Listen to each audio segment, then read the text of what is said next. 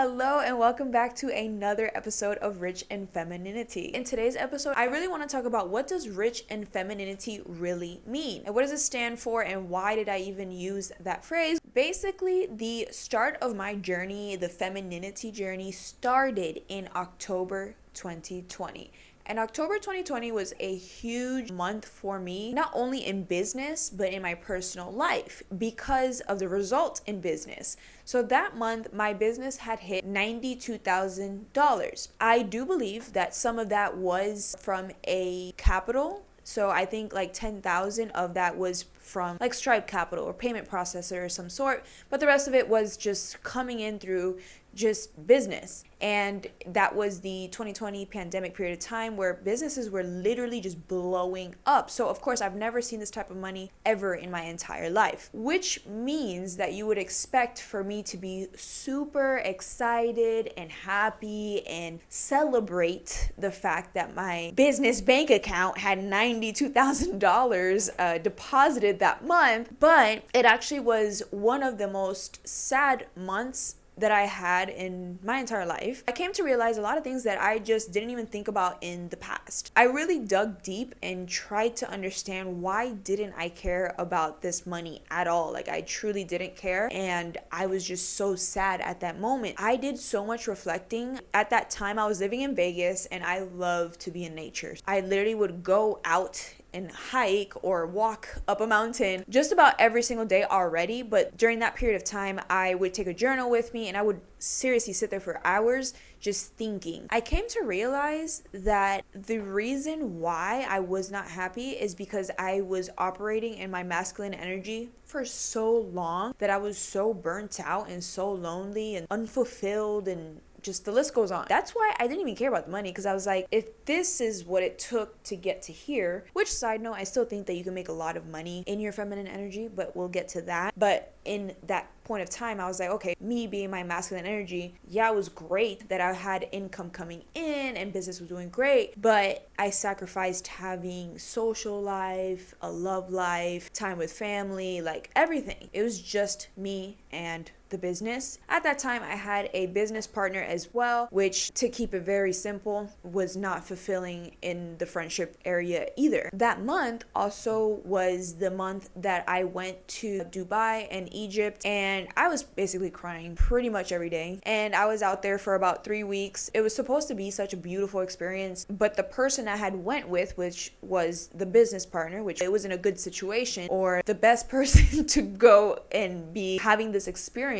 with, again, made me think about a lot. I went to Dubai, which is one of the most luxurious cities, and I was like, wow, this is beautiful, but again, still lonely. I went to Egypt. I saw how people out there lived, and I was very grateful for life. So that was really what made me feel like, I don't want to say money isn't everything, because it really does buy you everything, and it does solve a lot of problems. It has its like pros and cons or whatnot, but again, as a woman, if someone was to tell me you could have $100,000 a month and have no social life, no time with your family, no love life, no horrible friendships and horrible partnerships and all this, I'm like, keep that. During that period of time, I also had like this little heartbreak situation going on as well, which I feel like is because I was also operating in my masculine energy. That was partially the reason why I felt extra lonely, is because I think I had already messed up that situation because of that reason, and then the money, and then just a whole bunch of things going on at the same time. When I got back from that trip, which was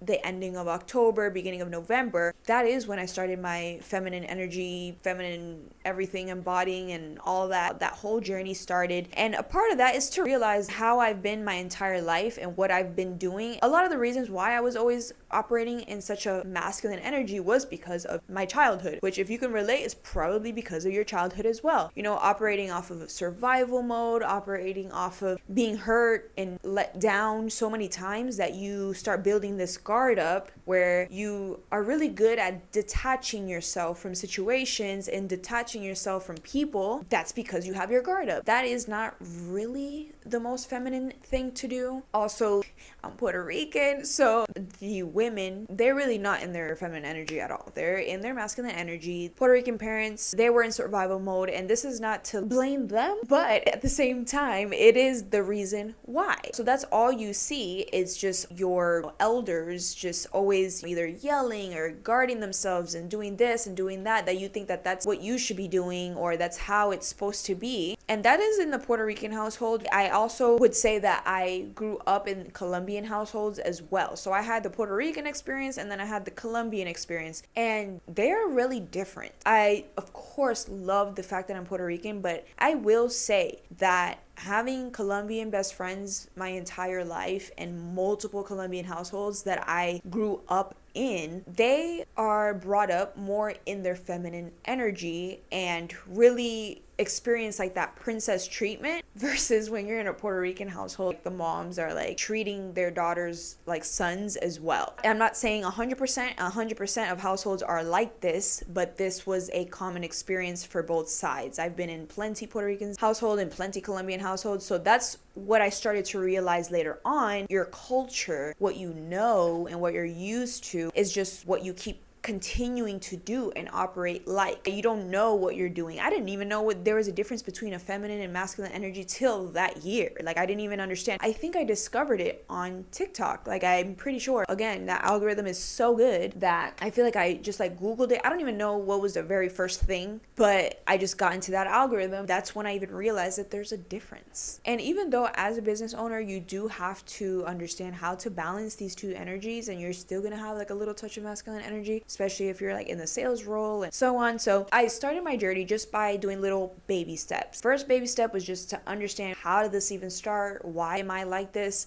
And the areas that I do need to improve in. I did little minor changes, like I stopped wearing black for a whole year. Not that you can't wear black, but the lighter tones do help you bring this different energy. And the simple fact of actually caring and just not being so reactive, being more understanding with people. And the biggest thing for me was to actually care for other people and show that you care and be verbal about the fact that you care. That was something that was super hard for me. It was easy for me to like care but not express that I cared, not let them know, or even they wouldn't even know that I care about them because I'm not showing it in any way, shape, or form. So this is something that I had to practice in my personal life and in business. When you're the business owner, this is really just one put together. You are the business, you are the person, you are a human, and this is your business. So it was a journey. It definitely took me over a year to really get the gist of things.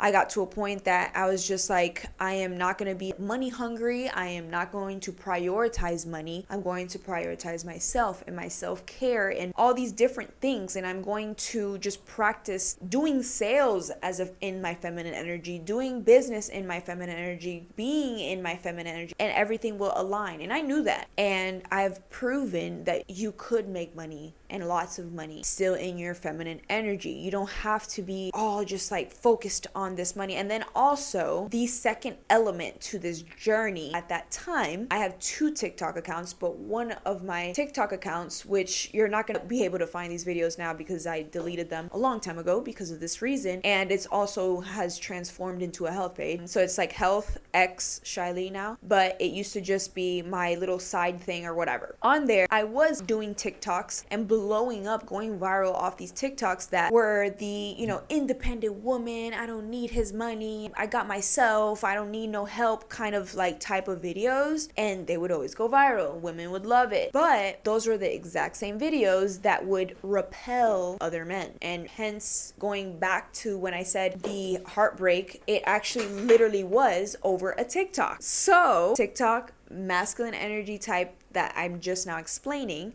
I forgot to mention that earlier. That was the result of that. So what you bring out to the internet, it's real. Like, people are going to judge you off that. And like the guys that you might have wanted in your life or you care about or whatever, they're like, this is not like the feminine woman that I want. Toxic femininity has taken over the internet. These are just some of my most viral toxic TikToks from a couple years back. back when I was lost, unhealed, and hadn't done any internal work. And even though I was successful in business, I was unfulfilled inside. The direction my life was headed was not aligned with fulfilling my goals of reaching true happiness. I also noticed that only unhealed people speak this way. Healed and high-quality people don't speak like this or are attracted to it.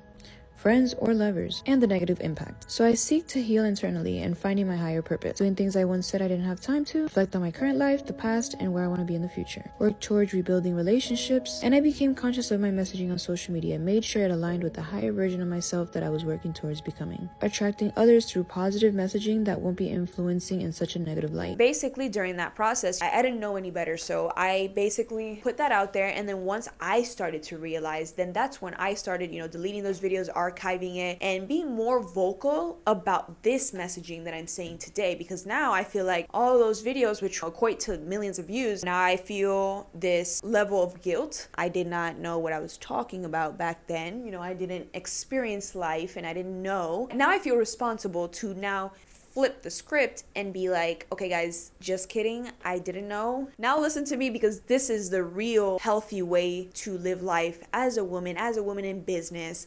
And you can be independent, you can have your own money, you can pay your own bills, you can do all that without telling the internet. It's actually better for you in the long run. That's why I got into this mission of I need to tell everybody about my experience and how I started learning how operating your masculine energy. In the long run, it's only going to make you lonely, forever working. No one's going to do anything for you because they know you got it. You're just going to not live the most fulfilling life at the highest potential, versus in your feminine energy, with or without making as much money, doesn't matter. You still have the chances of making the same money. You still can do all the other things that you want to do in your life, and you're still going to feel way better, and you're going to be in this position where people are still going to help you. So you have an overall better experience with life. So I had to start learning how to ask for help. My entire life, I did not ask people for help until really recently.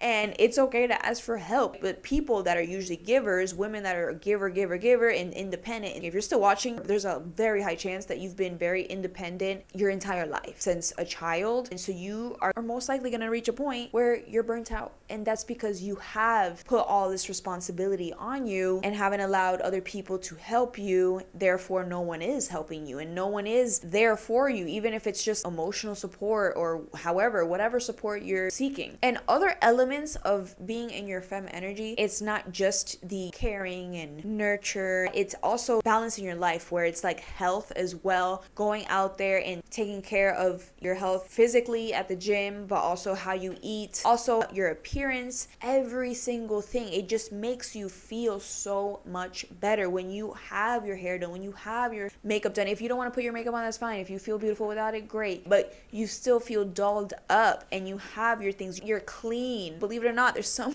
women out there that are not clean. So I truly feel that Rich in Femininity stands for not just the femme energy, but health, wealth, happiness. I always was a huge advocate of this quote, and I feel like that still aligns with those three things, but place that under the femme energy role, and you'll still be rich in the terms of, okay, you might not make trillions of dollars, but you will still end up having a way more fulfilling life. And again, I'm just throwing that little disclaimer out there because you can still make a lot of money without being in your masculine energy at all times. You just need to understand what are those masculine habits that you do that you need to start correcting and getting better at, and flip the script. For example, even in sales, I completely switched my whole sales energy. I'm not a pushy person. I tell people how I can help and that I can help them. I am not that pushy, follow up, annoying it's not me. And I will say that I feel that I have been able to attract so much money because of my very careless approach to it, which I had to experience on my own. I didn't even know that was going to happen like that. But I really feel like that's one of those little things where you like a guy and he doesn't like you, but you don't like him, and then he starts liking you kind of situation. I think that's exactly how it goes, at least from my experience. So I've yet to go very in depth with my childhood experiences and them not being the best experiences, but I will say that I grew up in a Hispanic household. I was very independent. My parents had split up. Like, I don't even remember them being together kind of vibe. I had to grow up by myself. Therefore, I always had to be the man of my own life, I would say, where it's like you don't have a parent figure and you don't have a protector, you just don't have anybody. So you have to have a very thick skin. But then growing up, again, going through this experience, I learned that yeah, you grew up that way, but it doesn't have to stay that way. You can make the switch and you can still make your own money. So a lot of people also mistake like, oh, in your fem energy, you're gonna be a stay-at-home housewife. If you wanna be a stay-at-home housewife, great.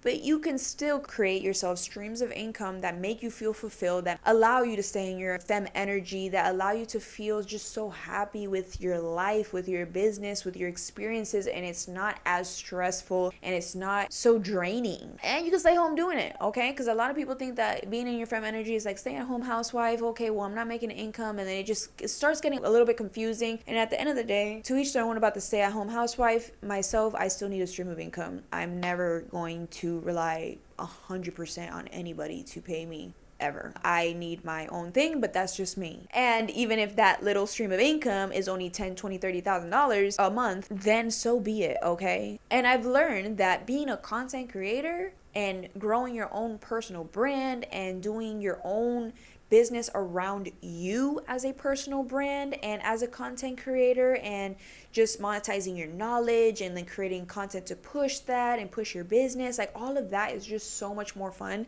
and so much more free flowing and not as just stressful as it can be, and operating in a different way in a masculine energy. And especially when you're not 100% focused on like making millions and billions of dollars. Like if I don't hit $100,000 in a month or $50,000 in a month, then I'm nobody, I'm a crappy person or whatever. It literally dawns on you versus being grateful. I'm so grateful that I hit $20,000, $30,000. I would say that's a huge switch between the two. The masculine energy, it would be like, oh, I did not make $50,000. I'm horrible. And then if you're in your feminine energy, you're like, I am so grateful that I made $50,000 this month. Huge difference. One, you're bringing yourself anxiety and all this other negative things to your life for no reason. $50,000 is a good amount of money. And the other one is just you're so grateful and you're so positive and just free flowing that you're just gonna keep going and everything just aligns better. That is the best way to explain how I came up with the term rich in femininity, where we're not only going to be talking about